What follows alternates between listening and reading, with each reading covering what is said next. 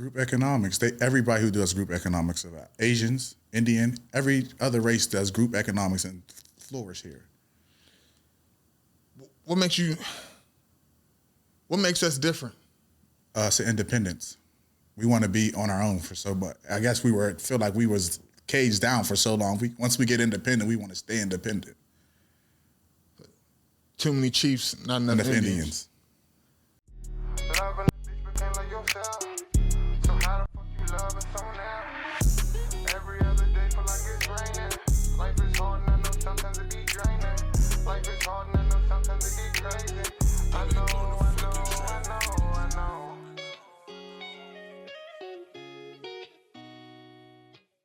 Brought to you by. Hey, look, I want to welcome y'all back to another episode of It's Horton's 1v1s. Whole lot of stuff moving around. We had to move some furniture around for this guest, know what I mean? We got Bag Team Tay, and y'all used to seeing me like sitting side by side with the chairs, but I got to get in producer mode. This might be a different look that I go with for a lot of my interviews, but y'all ain't come here for me. Y'all came here for that guy. Yes, sir. Mr. Make him mad. Make him mad, Team Tay. Oh, man. Devilish, man. Not devilish, but you stirred the pot this week. I did. But before we jump into the pot, you know what I mean? We got to go back and just really get to know you. And, I mean, just get a little look behind the brand and who people may think you are. And I mean, we just got to introduce them to you. So, with that being said, could I ask you where you from? I'm from the Hill District. The HI. Yes, sir. Hey, man. You know, they say a group of people make it happen. Yes, sir. Is that where you was raised? I was raised in Wilkinsburg. How'd that work? My grandma raised me. I grew up on the hill. My grandma had us, and then she passed away, so we moved. I went to Wilkinsburg. You know, that's maybe the last 3 people I interviewed are the same story. Yeah. Yeah, like living with grandma. Mm-hmm. Like, in my situation, I moved from Braddock back to the hill to be with my grandma. So, you know what I mean? I was still raised over here, but at the same time, I got heavy ties to the hill. But growing up in Wilkinsburg, what was it like? Take us back to like one of your first memories of just like being outside, not like like off the porch outside, but you know, just chilling, man. Wilkinsburg was smooth for the most part. Released it then. We was kids. Kids was being basketball, 3-point shootout. I mean, icy ball lady, ice cream trucks. Yes, it was old school. It was kids back then. Man, what was one of your favorite games growing up? I heard you say Release the Den. Yeah. You was one of the ones? Yeah. You got a little bit of weight to you. I mean, you was fast? Back in the day, I ain't all the sweat on me.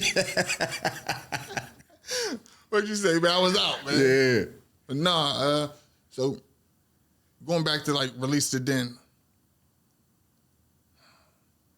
That's a game where you might have 5 people on one team, 5 people on another team. Mm-hmm. Out of 10 people, like growing up now, how old are you? 30. 30? Yeah. Out of those 10 people, how many you feel like may still be here or like passed away? Not to get like too... That may still be here. 6. Out of 10? Out of 10. 3's passed away. 1 is incarcerated. Damn. Mm-hmm. You know, my niece just turned 21, and I called her like a day after her birthday because I seen her out. But, you know what I mean, I had to call her again. And I was just like, I appreciate you being around to see 21 because it made me proud to see, like, know what I mean? My niece is 21, and I'm like, we did a good job. Yeah. So, and I just told her, you know what I mean, like, I love you. You know what I mean, not to get too emotional, but... No doubt. Life is something to get emotional about, though. Yeah, it's precious. Yeah. So, with that being said, with those 4 that aren't around, do you ever feel like like you could have pulled them through a different door, or do you feel like we all just went our separate ways? At the time back then, we was all on the same page. Wasn't nobody on a different wave or level or trying to do nothing different. So everybody was, it could have been, all 4 could have been all 10. Yeah. So everybody was on the same thing back then. All right. So at what age do you feel like it just switched? Like when I turned like 27. Like 27? 27. That's late. It's late, but better late than never. Yeah. Mm-hmm. No. Not like the good switch. Yeah. The bad switch. Like the bad switch when things got all bad? Yeah, like growing up, you like a 12-year-old, you're a preteen. Yeah. And then when did y'all start like just jumping off the porch? Maybe just doing like little bad stuff. Little bad stuff. Oh, we was doing that. 13, 14. Yeah, 13, 14. All right. What was one of the wildest things you? I mean, not to get you a beating, not to get you a beating later on when you go home. But I mean, what was the wildest stuff you did as like a teen? Shit, we was selling weed. We was hiding guns in my aunt's house. We was doing some wild stuff back then. So downtown ain't got nothing on you. Nah. Hey, but as an adult, we know better. We do better. Absolutely. Did you speak on that? What, downtown? Yeah. No, not really. I mean, obviously, it was a success. There was no violence. I mean, nothing happened. Mm-hmm. But even with that being in the past, like, how did you feel about it leading up to it, and how you feel about it being, like, a non-issue? I think the new kids now is just, they don't have nobody. At least back in the day, we had older people that come look up on and, like, check us out and make sure we was cool, try to keep us out of trouble. Now it's like it's hard to find them kind of people to even go downtown to even try to look out for them. We got like Reach or Mad Dads, but even they can do so much. You feel me? Yeah. Especially when the kids are having kids and you can't touch the kids, say nothing wrong thing to the kids, or the parents just as worse as the kid. Man, I feel the same way. Yeah. I said the same thing because I want to intervene as a grown man. Like whenever I see bad stuff going on, I'd be like, I want to intervene because I'm trying to save you from what can happen. Yeah, your demise. But if your mom going to air me out on Facebook after I fucking say something to you, it's like, I can't touch it. I don't want to even go nowhere near it. You know what I mean? Justice for you whenever it happens, because it's going to happen. Absolutely. Like, and I don't want it to happen. It's inevitable. That's why as men and like even women in our community, we got to police ourselves so that we don't got to worry about being policed by, I mean, a badge. Yeah. And a lot of times in this city, I mean, I know you've seen I posted a status about our city only being 22% black. Mm-hmm. The other percentage, come on now. Like, you don't want to be policed by the other percentages. So No, you don't. let's police ourselves. And we don't like what the outcome that comes with the other percentage. We hate it. So why not become a better community for each other? Man, I feel the same way. Ain't no doubt. So from 14, let's stay in the 14 to 18 range. Mm-hmm. Whenever, because overnight it could switch. It could go from, we outside just being bad to, oh no, we breaking laws a little bit. Yeah. What was it like from 14 to 18? When did you? We started breaking the law about 14. That's when stolen cars start coming about, guns start coming about, drugs start coming about. So from 14 to 18, it was definitely bad. We was on the wrong track for sure. How you feel like it affected you? I was a product of my environment. That's all we seen, so that's all we knew for the longest time. So we was just following the trend, just following the next person. So, we always have like that conversation in our community, like what came first, the chicken or the egg? Because like some people might say that hip hop, or like I don't want to blame hip hop, but like rap music might have influenced us, or is the streets influencing rap? Like how you feel about that? I think the streets is definitely influencing rap. And then rap is just the big microphone. It's the big megaphone Behind it. All right. The streets was here before rap. Yeah. So how do you feel like the streets, like, because right now it's like a cycle that I don't know if you could really break unless you, like, what do you break first if you want to break the cycle that comes behind like the streets and rap? Yourself. You got to break yourself down first. I like that answer. Yeah.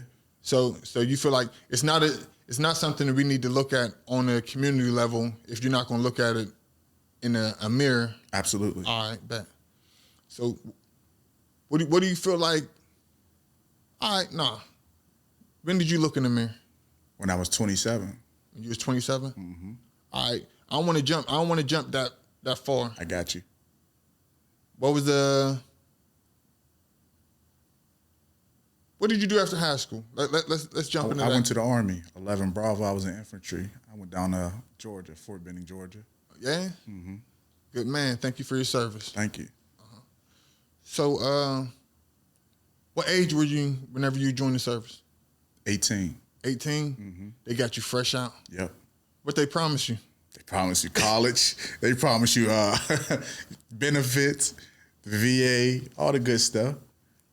Yeah, man. It don't take much to get a kid out together. It ain't take much for them to get me. Yeah. So that's the only reason why I asked. I mean, you know, a lot of people they put the memes out with the Camaro. Mm-hmm. You know what I mean? You know, the Army starter kit. Yeah.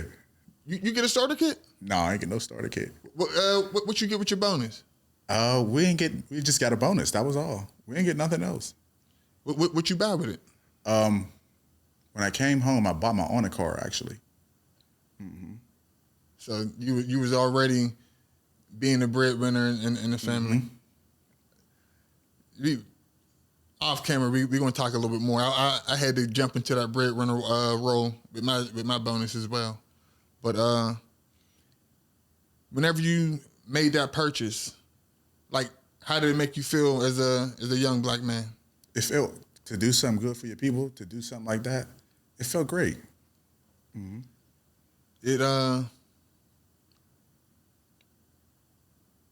How you feel like the people around you treated you, like, whenever they knew that, like, oh yeah, bag team, he come home with the bag for real. Like, people treat you different? People definitely treat you different. People don't tell you no when you got money. Oh. That's one thing I learned. When I was getting money and in the street, they never told me no. Why you feel that is? I think money is money carries a lot of people's feelings, behaviors, ways, how they treat you, how they go about things. Yeah. They respect the money. They don't respect the man. So you experienced that, like, young. Yeah. Like, so you feel like people respect the money even, like, let's say you was a guy who had crazy hands. I mean, you're a knockout artist. Mm-hmm.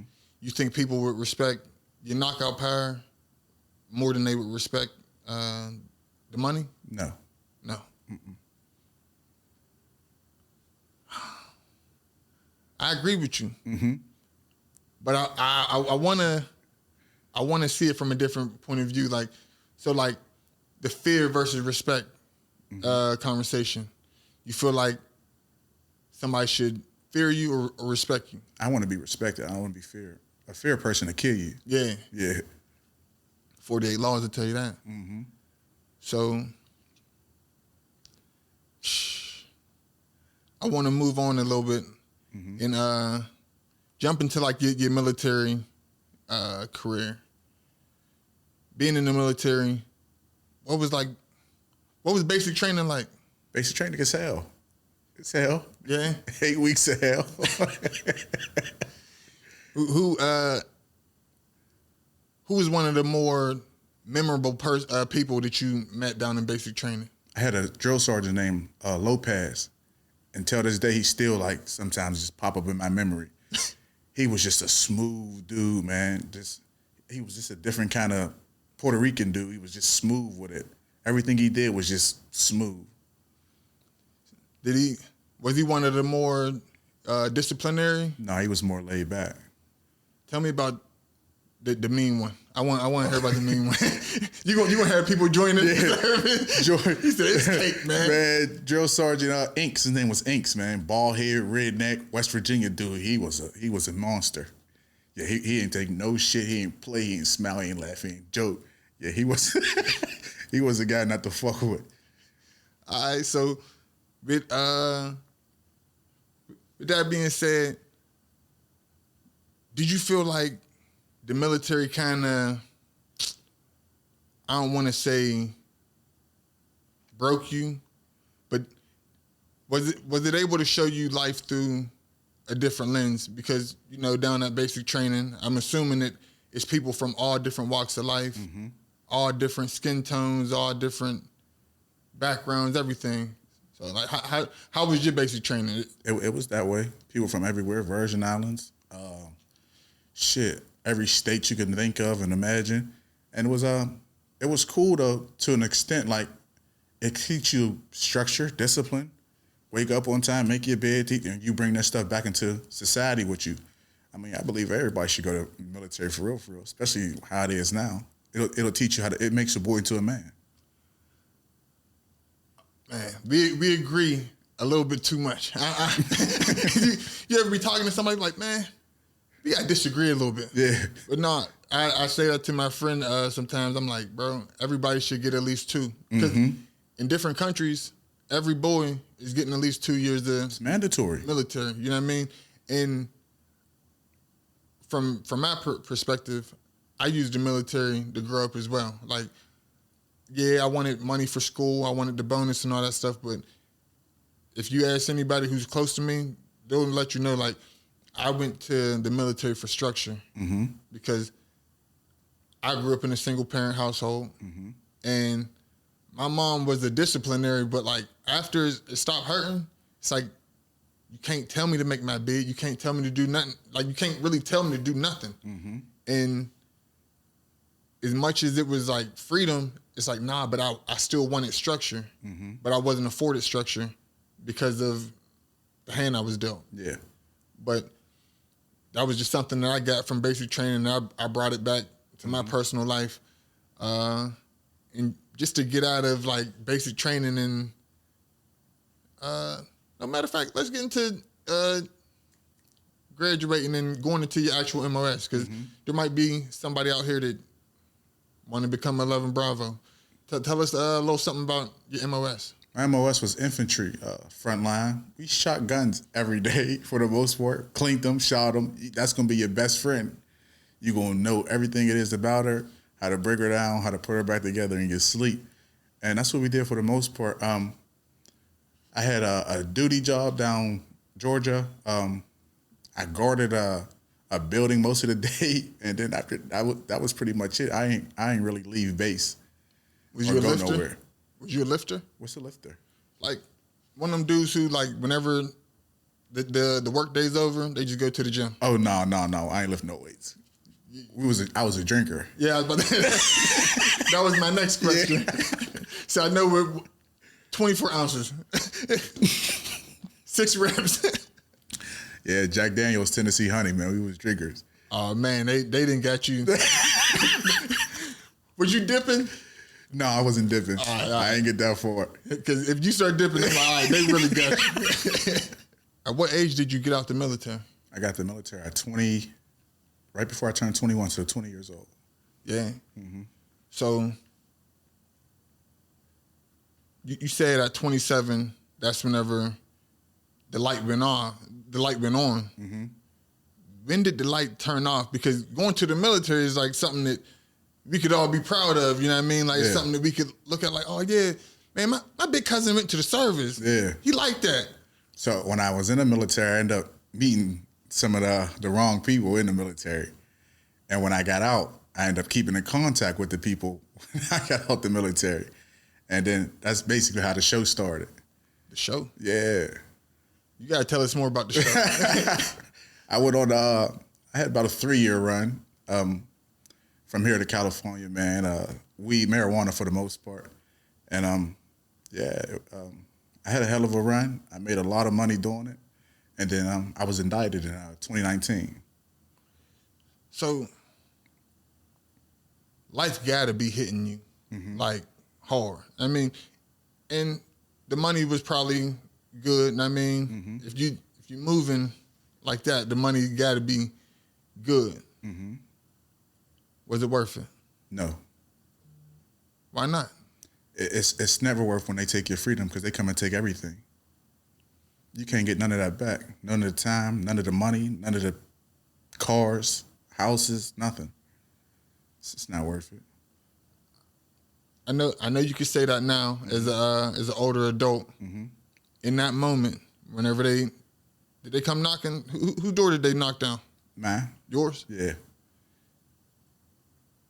Did you feel like you was being done wrong in that moment? Yeah.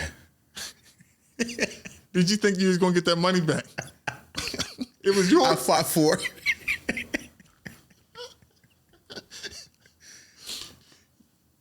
You lost? I lost. So you got a job. Yeah. All right. All right. So when you got out, was it like, all right, straight and narrow, or was it like, how could I do it a little better? Because maybe I was dumb on my last run. So jail teaches you how to just be a better criminal, if you ask me, so to speak. So, and that's basically what happened. I got back with the same kind of people and did the same thing over again and expected a different result. So I know a lot of times it take to get burned on the stove one time. It took you twice. Yeah. So you had more than one visit up to the big house. No, I only had one visit up to the big house. So what happened the second go round? I quit. Oh, so you ain't have to get caught to quit. I have to get caught to quit. So what made you quit? Just like I said, just doing the same thing over again and expecting a different result. It's insanity. And I had an old cellie, man, from DC. He kept telling me, man, like, you smarter than this, man, you better than. He was just giving me words of encouragement just to make me do more and want more and see more. Like, man, you ain't got to do that. I'm telling you, you better than this. You bigger than this. And then I just was like, fuck it, I'm done. And once again, I'm gonna ask you, because whenever you had money, whenever you was young, you said you was able to move people around. Whenever you said you was done, because I know whenever I was done, like, your phone still ring. Did you feel like some type of attachment? Like, that was my attachment to the game. I'm like, damn, people still depending on me. Like, the people who I gave stuff to, you know what I mean? They still calling me, like, they don't want to switch up who they grabbing stuff off, because that's a whole nother switch in their life. And I'm like, damn, do I answer again? Like, how was it like for you? Because I know your phone was still probably ringing. My phone was still ringing. The craziest part is I was in debt to the people for $250,000, and I told them I was done, right? And you know, they cool. They like, yeah, we cool. All right, it's cool, but we want their money. You know, like, they still want their money. Yeah. And I'm like, yeah, if you come get it, you can have it. You know what I mean? So when that happened, they did come and get their money. They came and got their money. They got paid. And once that happened, I told her, like, I'm done. And I got rid of the phone. I'm like, people knew I was really done. I probably got 50,000 still on the street that I won't even go get. So why? Why won't you go get? I think it'll put me right back into where I don't want to be no more. Is that like a promise you made with yourself, or Myself and my son. so you feel like there's, like, how we speak about blood money? Like, because sometimes I feel like accepting that money means that you're okay with the environment. Whenever you choose to no longer accept that money, I feel like you choose to tell yourself, like, yeah, my child's life is good. We got brand new J's. I see your chain, you shining. But what's the cost? Yeah. The cost is somebody else's life, not being up to par. So I definitely feel you. Did you have, like, I'm reaching for, like, a moment. Like, I want, like, that pivotal moment where you was just like, man, I'm just done. when everything just started falling apart. So I was talking to my barber. I got a hell of a barber. Shout out 4G.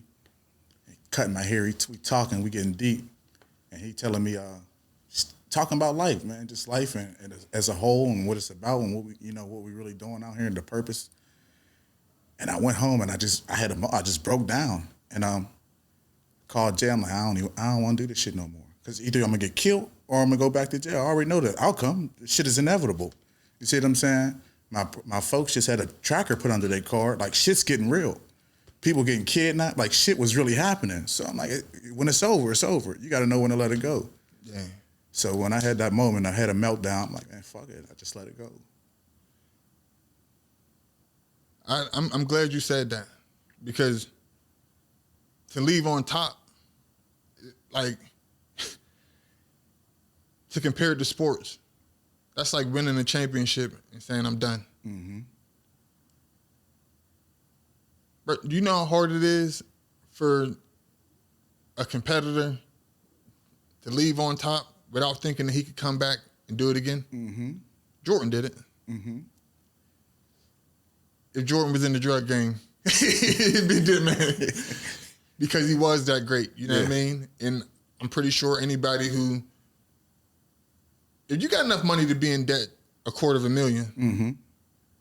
you on top of the world. You feel like the game is being played by you. Ain't no doubt.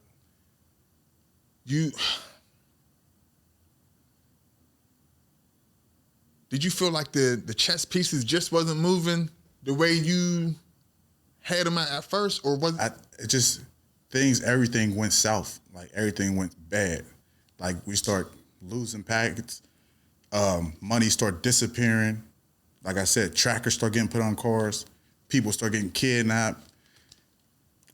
Break-ins. Doors is getting kicked in. Houses is being robbed. It just became overwhelming. Man. So, for the people watching this is life in the streets. Yeah. Whenever you made that transition at the age of 27, Mm-hmm. what skill did you feel like you had that could change your life? Because you're addicted to a certain amount of money as well. Yeah. What did you feel like you could do? So we was fucking with property for a long time. But once shit gets so fucked up with rates and mortgages and banks and property goes up and down too much, it start fluctuating. So I'm like, I'm good with my hands. So I'm like, shit, I'll do some carpentry for a minute. And then I end up just doing some odd jobs. And then I start fucking with the oil field. My man put me on the oil field. So with the oil field, was that like, how big of a switch was that? Because that's hard labor. It's hard labor, long hours, and it's every day. It's the biggest switch of your life. But anything that come too easy ain't worth having. Yes, sir. So, I'm glad you said long hours. Do you feel like the hours that you spent on the block or having your phone available for you to move around and bust moves, you feel like you had longer days doing that, or do you feel like your days are longer in the field? My days are longer in the field. My days are more stressful on the street, though. Yeah. Mm-hmm. So that maybe 8 hours going back and forth, busting moves and all that stuff, that feels like a 12 to 16 hour shift. Yeah. Whenever you got, hey, you supposed to be meeting me here. I am gonna meet you here, but yeah. So with the 12 hours you spend in the oil field, it's like, all right, I know I'm gonna be here for 12 hours, but it's structure. Structure. Man, I don't know if you in a relationship or nothing, but like my wife or my baby mom know exactly where I'm at. My son, I know you said you had a son. Yep. He knows where I'm at. Mm-hmm. You don't gotta fear nothing. Like if something, just call my phone. Yep. Whenever you're in the streets, it's like, how often do you answer the phone when you're in the streets for family? Not when I was in the streets like that. I ain't answering the phone a lot because they always call for money. So I already knew they was calling for it. Unless something happened, they heard shots or shooting happen, they worried and concerned, they'll keep calling till you answer. But most of the time, it's all about some money. Yeah. Mm-hmm. So now that you're out the streets, probably not the same amount of money, but oil job. I mean, you making good money. Yes, sir. Are the people still treating you different, or do they treat you like how do they treat you now compared to whenever you was in the streets? I feel like I'm treated like a citizen now. I'm a nobody for real now. You see what I'm saying? Yeah. When you got money, they treat you good, man. They talk to you a certain kind of way. They never told me no. When you start working like that, then they see you working how they working, you know, you get treated like a regular average Joe. Damn. So what feels better? Average Joe. Got less stress? Less stress. You can sleep at night. You ain't got to worry about nobody coming to try to do nothing to you. You ain't got to watch your back. You ain't got to carry no gun. You can actually just chill.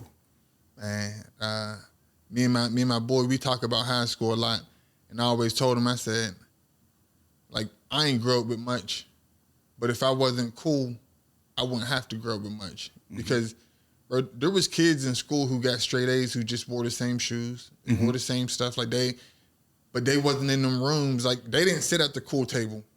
If you want to sit at the cool table, you got to move a certain type way, and you got to dress a certain type way. You got to keep up with certain stuff, and that helped me back in high school, trying to keep up. Whenever I'm smarter than damn near everybody around me, but I'm not able to apply it because I can't balance being cool and being smart. And yeah, I still didn't get it until later on in life either, but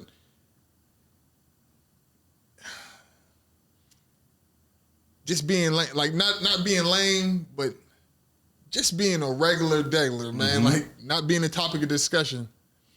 But you were the topic of discussion. Yeah. I didn't even know, I didn't know who you was until, like, you made the status, and I seen and I seen somebody go live, and they was like talking about how you kind of switched up, like, cause you one of the peoples for real. I am the people. I feel like you are, like, 30 minutes into this interview. I feel like you is one of, like, you part of, like, you are the people. You know what I mean? But you seen it live? No, I haven't seen it. Have you seen any statuses about what you said, and, like, Yeah. and even the comments? Yeah. How'd it make you feel? I feel cool. I just feel like they're just still asleep, like, or they are just in and out. They don't. Some people don't like reality. So you feel like you're giving people just medicine? That's it. I'm just trying to wake them up. A lot of people want candy for you to, like, they want their information wrapped up in a Laffy Taffy. Information that you need is never wrapped up in a Laffy Taffy. Most times it's wrapped up in, like, a black licorice, like a black jelly bean or a pink jelly bean. And then I used to men telling them what it is or how it is. You see what I'm saying? Like, a lot of us didn't have no father figures or dads. So when a man speaks on that situation and that you're actively going through, it makes you feel away, because technically most of them don't have no respect for men. They don't care about no man. They don't have no respect for men. They didn't grow up with no dad. They don't have no father figure. They don't even know what a man looks like or operates like. I feel the same way. And because as wild as guys be going on women, I be feeling like there's, like, a certain level of respect that we have, just because I know a lot of us grew up in single parent households, but we grew up with the opposite sex that we are going to be growing up with and learning to respect as adults. Like you said, a lot of women aren't growing up with men, so they don't know how to respect a man. They don't know what a man expects just in general. Because, like, dating women with fathers versus dating women who don't have fathers, it's like a whole It's different... night and day. Yeah, like, I feel like the whole what time is you coming in, that's not a conversation whenever you got a woman with a dad. because the dad already set that expectation. He already told her how dangerous it is out here for a girl. I feel like sometimes as a dude dating a girl that don't got a father figure, who don't look at life like how I look at it, it's like it's hard to even continue to like have conversation with them. It is. Because they just look at life like why are you trying to boss me around? It's like, I'm trying to protect you. Ain't no doubt. How you feel about the protector role? Correction comes with protection. Absolutely. Anybody with me, I'm the bodyguard. I'm everything. Once you got me, you don't need nobody else. That's how I feel. That's the role I play. You'll never have to call another man for nothing. So. And that's providing and protecting? Absolutely. All right. So, whenever I first got on your page and I added you, I wanted to see what you said on your status. Yeah. And we talking about being providers and protectors. That's the only thing I seen in your status was a guy who views life like, if we move like this, that, and that, the women will be protected and the men will have no choice but to flourish, because it's just, not to get religious, but it's in God's order. Yes. You know what I mean? How do you feel about the order? And what do you feel like the order is? As the order right now is like there's no man, it's just woman, child. So that's the order right now. That's the order we live in. But if the man was to be brought back in the house, I mean, we can have order. We can have our children back. We can stop some of this crime. We can stop some of our fights downtown. We can stop a lot of stuff if we bring the men back in the house. And I've seen people speak about, because it's another situation. I hate that it's always like this in our community, because we said the same thing about music. It's like, what came first, the chicken or the egg again? Our issue, I feel like, is men will say the boys are products of single mothers, single black mothers. Do we blame the single black mother for raising the boy to be a degenerate? Or did the dad leaving out the house, did that come first? And then it's like you force a woman into the single motherhood. Because like it could go either way. It can, and that scope is so big. And sometimes they're not always forced. Most of the time the woman leaves. So when you choose to leave and because your feelings get involved, it's not love no more. Love is not a feeling. Love is an action. So if you got a man who's doing what he's doing, but you don't feel love no more, and you choose to leave, it's your product. But if you got a man and you put it and he leaves on his own and you raise that product, it's still part of his fault too. Because why wasn't you there? This is your responsibility as a man. We got to be more responsible, and we don't hold each other accountable as men. So you feel like even if you leave, you still got some responsibility that you left. Absolutely. Back at that address. Absolutely. And because I know that's like that's a sensitive subject in our community, but it's needed to be talked about. Yeah. That's why I invited you on the platform, because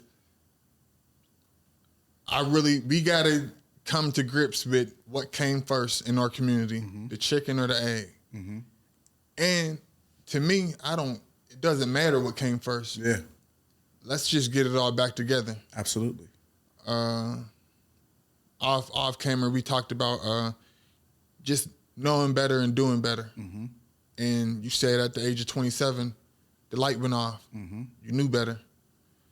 Like, what do you think would help people to know better? Because we can't do better unless we know better. Absolutely. What could help somebody know better so that we could get on to the next phase? That's a great question.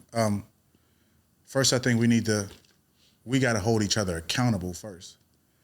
After we hold each other accountable, we got to let each other, we got to start trusting each other again. I don't think black people trust each other. Men don't trust women, women don't trust men. We got to start with a small trust phase. Like, I'm going to let you see your child.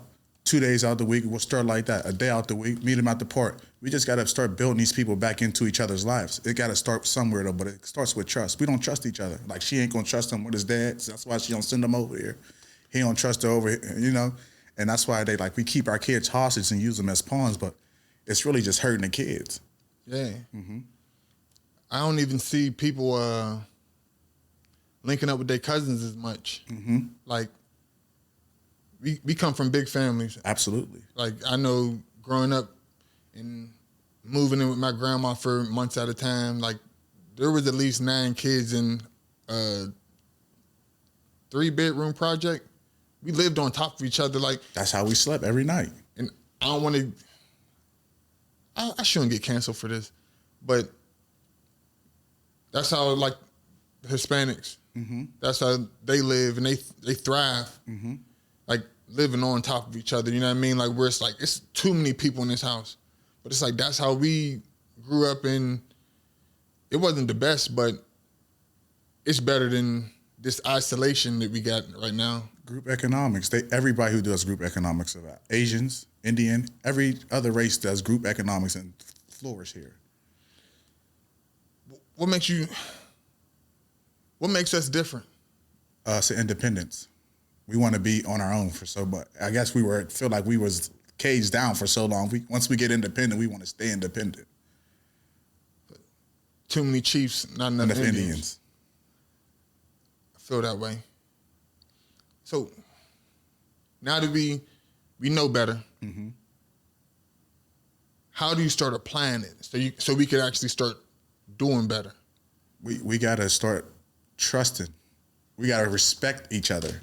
I think it starts there with trust and respect. When you see a young lady, respect. How you doing today? Greet her. Open the door for her. We got to get back to our mannerisms. We got to get back to the basics.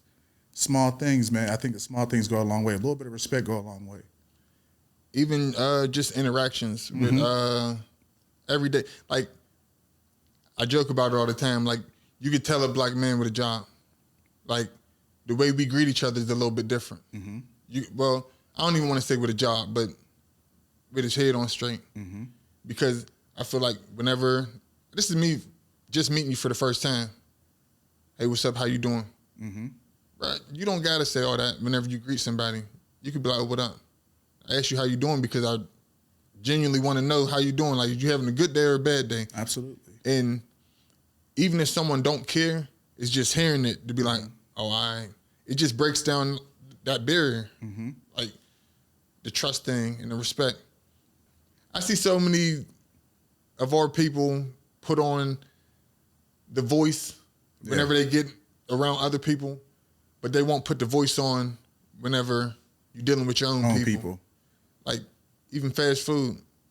Bro, I don't go to fast food. Not because, like, the food is nasty and it's bad. Mm-hmm. But that wasn't the first reason why I stopped going to fast food. I stopped going because the service is trash. Mm-hmm. I don't like how I get treated as a black person by other black people. Like, don't let your hair down whenever I get up to the line. Yeah. Like, still ask me how I'm doing. I mean, treat me with the same respect you treat the other dude. Mm-hmm. But it wasn't just the household that you talked about. You talked about the welfare system mm-hmm. and how that came into play and how that played a big role in our community. Yeah. What's your viewpoint on it? I think the welfare system keeps the man out of the house. The welfare system gives them their living, their house. The Section 8 gives them the house. The food stamps give them the food. The child care gives them the daycare. The WIC, the Medicaid. It takes them. You no longer feel like you need a man after that. Once all your stuff is taken care of by the government, what do you need him for? I was told whenever I was a little younger that that's how they controlled slaves. Mm-hmm. It wasn't so much with a whip. It was more so with comfortability. Mm-hmm. If you work and you just mind your business and keep on pushing, we'll give you housing. And every slave had a house. Like, they mm-hmm. wasn't living outside, like, just ducked off under trees and stuff. Like, there was housing. Mm-hmm. And it wasn't the best food, but they offer them food too if you just work. Like they wasn't beating 1,000 people a day trying to get them to behave. It was like, if you don't, you won't eat. You won't. Mm-hmm. And with the welfare system, it's the same way. Absolutely. If you make too much money, we're taking you off because now you breaking the system. Mm-hmm. And like that's how I always looked at welfare. Like, and I've used it before, and I mean, Absolutely. I'm a product of it. yeah. But whenever you realize what chains they put on you, whenever you sign your name and your social to get these services, it's like you get put into this Small box. The matrix. margins are so low. What you have to make, what you can get, everything is so low. It's not even survivable. And I interviewed somebody last week about the projects, and like for you to qualify for those programs, like you might end up in the projects, and it's like everything is so low. It's like everybody around you is in survival mode. Mm-hmm. How do you survive whenever everybody around you is trying to survive? Like, would that send you back to 20 years old? Absolutely. Being around everybody who's all scratching for the same dollar, it actually puts you in a different state of mind. Survival mode is a hell of a mode. And I think a lot of black men and women are stuck in survival mode. So it's hard they want men and we want good women, but if we're stuck in survival mode, a good woman can come up to you and you won't even know how to embrace her. You won't know how to deal with her, and vice versa. A good man might come up to you, but you're stuck. You're so used to being dragged through the mud or used and abused that when he comes up to you and presents himself, you don't even believe it. You find every reason to self-sabotage. So survival mode is a hell of a mode. We got to just start working our way out of it, though. I think you got to work towards something every day to get out of survival. Like you got to work towards better every day. That's how you get out of survival mode. That 1%. Mm-hmm. You got to get 1% better every day. Mm-hmm. I know I had you here for, it seemed like an hour, maybe 2 hours now. I don't want to hold you up, but I definitely want to invite you back. Ain't no doubt. Anytime, because, you know, the more education, and even if people don't agree with you today, whenever their light go off, they might be looking at you like, man, you better follow Bag Team Tay. Yeah, they come back to it. He got the answers. No doubt. But no, I just wanted to introduce the city to you, even if they don't already know you, for, you know what I mean, getting down, you know what I mean? But I wanted to introduce everybody to you. If you want, you could give them your socials, where they could follow you at and all that. It's Bag Team Tay all around the board, man, everywhere. TikTok, Instagram, Facebook. Hey, if you want that inspiration. Yes, sir. Hey, you know they're going to be looking for that morning inspiration. Absolutely, man. Good morning. I'm Mr. Good Morning. Good morning. Brush your teeth. Wash your ass. It's time to get your day started. All right. Hey, I rock with that. Hey, and make your bed. That's another thing. Absolutely. Every day. A man to make his bed, you're going to make some money on. Absolutely. Hey, I appreciate you once again. I appreciate you. All right. Yeah. Another one. Like, comment, and subscribe to the channel. And, yeah. We out. So how the fuck you loving someone else? Every other day feel like it's raining. Life is hard and I know sometimes it be draining. Life is hard and I know sometimes it be crazy. I know.